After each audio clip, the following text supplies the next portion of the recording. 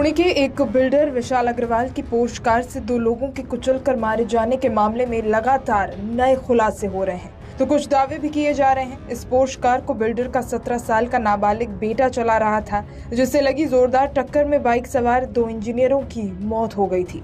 इस मामले को लेकर महाराष्ट्र के डिप्टी सीएम अजीत पवार पर भी आरोप लग रहे हैं कि उन्होंने आरोपियों को बचाने के लिए कमिश्नर को कॉल किया था। इसके अलावा एनसीपी के ही एक विधायक सुनील तिंगरे के रात को 3 बजे ही थाने पहुंचने पर भी सवाल खड़े हो रहे हैं।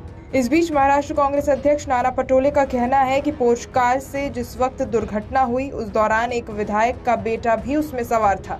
उन्होंने कहा, एक विधायक का बेटा भी इस केस में शामिल है। हादसे के बाद 2 लोग कार से उतरे थे।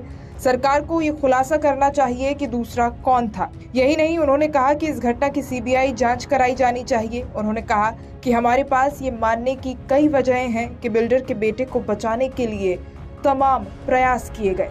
इसकी वजह ये थी कि बिल्डर के सत्ताधारी दलों के साथ काफी अच्छे रिश्ते हैं। उन्होंने आगे कहा कि पुणे के अस्पताल के डॉक्टर अजय तवारे के एक नेता से रिश्ते हैं। तवारे को सोमवार को ही गिरफ्तार किया गया और उन पर आरोप है कि उन्हें नाबालिग के ब्लड सैंपल बदल दिए थे। इससे पहले पटोले ने कहा था कि उसी अस्पताल में ड्रग माफिया ललित पाटिल को 5 स्टार सुविधाएं दी गई थी। उन्होंने अजीत पवार गुट के विधायक सुनील तिंगारे की ओर इशारा करते हुए कहा, एक स्थानीय विधायक और कैबिनेट के सदस्य ने सुनील तिंगरे की नियुक्ति में अहम भूमिका अदा की थी। महाराष्ट्र की जनता को ये पता होना चाहिए कि ऐसे डॉक्टर को लाने में किसकी भूमिका थी और किसने नाम की सिफारिश की थी। वहीं आपको बता दें कि पुणे के पोर्श कांड में नाबालिग आरोपी को जमानत देने वाले बोर्ड पर भी तलवार लटकती नजर आ रही है। खबर है, इस मामले में जांच के लिए 4 सदस्यीय कमेटी का गठन किया गया है, जो जांच करेगी कि जमानत देने में उचित न्यायिक प्रक्रिया का पालन किया गया या फिर नहीं। कहा जा रहा है कि कमेटी बोर्ड के 2 सदस्यों के पुराने रिकॉर्ड तक खंगालने जा रही है। 19 मई को हुए सड़क हादसे में 2 लोगों की मौत हुई थी, जिसके बाद जुवेनाइल जस्टिस बोर्ड यानी जेजेबी ने